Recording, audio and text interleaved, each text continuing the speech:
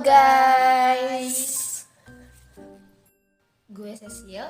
Gue Yuyun. Sekarang kita mau bahas tentang Konflik Eropa antara Ukraina dan Rusia. Cekidot. Pertama-tama kita bakal jelasin latar belakang konfliknya. Jadi latar belakangnya antara lain yang pertama, pemimpin Uni Soviet Nikita Khrushchev memindahkan Crimea. Yang kedua, adanya pembagian armada laut. Yang ketiga, terjadinya perselisihan gas. Yang keempat, Ukraina dan Georgia membentuk kelompok baru yang disebut Guam.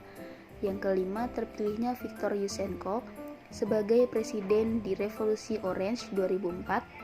Yang keenam, pada tahun 2013, Viktor Yanukovych mengingkari perjanjian dan digulingkan karena pro dengan Rusia. Yang ketujuh, Ukraina ingin bergabung dengan NATO. Lalu ada kronologi konfliknya sebagai berikut. Jadi, awalnya itu dimulai pada tahun 2005, yaitu Yushchenko mengambil alih kekuasaan. Ia menjanjikan Ukraina di bawah kekuasaannya untuk membebaskan diri dari Kremlin. Sebaliknya, yang akan membawa Ukraina bergabung dengan NATO dan Uni Eropa. Hingga tahun 2008, NATO kemudian memberikan lampu hijau soal penggabungan Ukraina bersama mereka pada suatu hari nanti. Pada tahun 2014, Parlemen Ukraina kemudian mencopot Yanukovych dari kursi pemerintahan. Selang beberapa hari, pasukan militer merebut parlemen di wilayah Ukraina, yakni Crimea. Mereka juga mengibarkan bendera Rusia di sana hingga Moskow pada akhirnya mencaplok wilayah tersebut.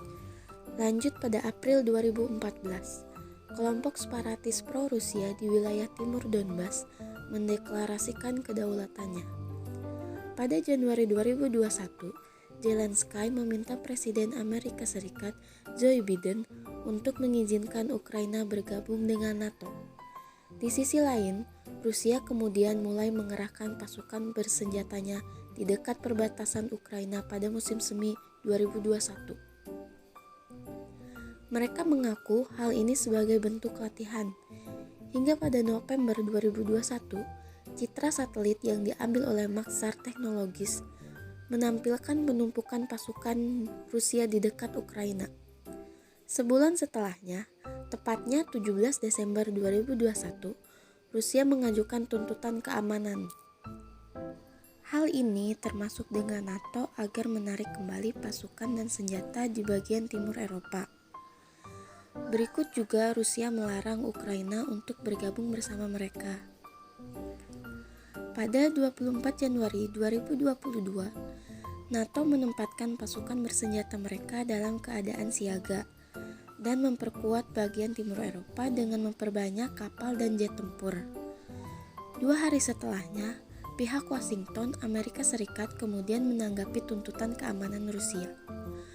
Mereka menekankan komitmen NATO untuk membuka kesempatan bergabung bagi siapa saja. Selanjutnya ada tokoh-tokoh penting yang terlibat dalam konflik ini, yaitu sebagai berikut. Yang pertama itu ada Sergei Lavrov, yaitu Menteri Luar Negeri Rusia. Sergei Lavrov menjadi negosiator kunci dalam krisis ini.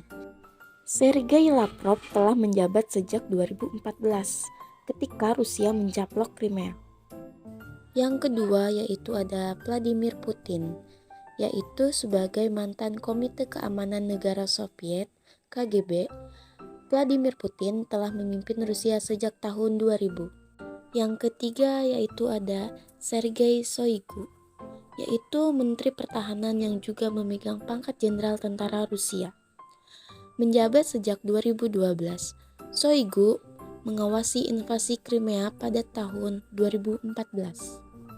Yang keempat yaitu ada Volodymyr Zelensky, yaitu Presiden Ukraina. Volodymyr Zelensky adalah seorang mantan aktor dan komedian. Bukan dari orang berlatar belakang politik. Ia berhasil memenangkan pemilihan 2019 dengan telak. Yang kelima yaitu ada Dmytro Kuleba, yaitu Menteri Luar Negeri Ukraina dan anggota Dewan Pertahanan dan Keamanan Nasional. Dmytro Kuleba adalah salah satu diplomat senior termuda dalam sejarah negara itu. Yang keenam ada Denis Pushilin, yaitu Kepala Negara Republik Rakyat Donetsk, sebuah negara separatis yang tidak diakui di wilayah Donbas, Ukraina. Pushilin menjabat sebagai Kepala Negara RRD sejak September 2018. Dan sekarang kita mau jelasin tentang dampaknya. Dampak dari konflik Ukraina dan Rusia antara lain, yang pertama, komoditas melambung, yang kedua, ancaman makanan, yang ketiga, pasar saham terguncang, yang keempat, perusahaan melarikan diri, dan yang terakhir, pertumbuhan ekonomi lebih lambat. Dan yang terakhir, kita mau membahas tentang solusi penyelesaiannya.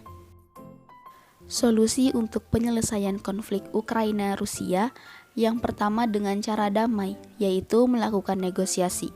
Solusi penyelesaian yang kedua adalah good office atau jasa-jasa baik, yaitu cara penyelesaian sengketa dengan bantuan pihak ketiga yang bertujuan untuk memfasilitasi pertemuan pihak-pihak yang berkonflik.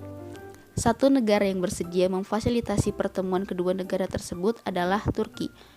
Solusi penyelesaian yang ketiga melalui organisasi internasional Dewan Keamanan PBB telah melakukan pemungutan suara dalam sidang darurat Majelis Umum PBB yang berlangsung pada 2 Maret 2022 untuk mengesahkan draft resolusi yang mengutuk serangan militer Rusia terhadap Ukraina dan meminta Rusia menghentikan aksi militer serta menarik tentaranya dari Ukraina. Solusi penyelesaian yang keempat adalah mediasi, yaitu upaya penyelesaian melalui media pihak ketiga yang disebut mediator. Ada beberapa negara yang menjadi mediator di konflik ini. Yang pertama yaitu Israel. Israel memiliki hubungan kerja yang baik dengan Rusia dan Ukraina. Israel melalui Perdana Menterinya sudah 3 kali berbicara dengan Presiden Ukraina, Volodymyr Zelensky, dan juga berbicara dengan Presiden Rusia yaitu Putin. Tetapi peluangnya kecil. Yang kedua adalah negara Cina. Cina mempunyai kedekatan yang sangat erat dengan Rusia. Cina melakukan posisi netral dalam voting yang dilakukan di sidang darurat PBB untuk konflik Rusia dan Ukraina. Yang terakhir ada Indonesia, karena memiliki sejarah kedekatan di Moskow. Sebelumnya pada tahun 2015 pernah dilakukan perjanjian perdamaian, tetapi gagal.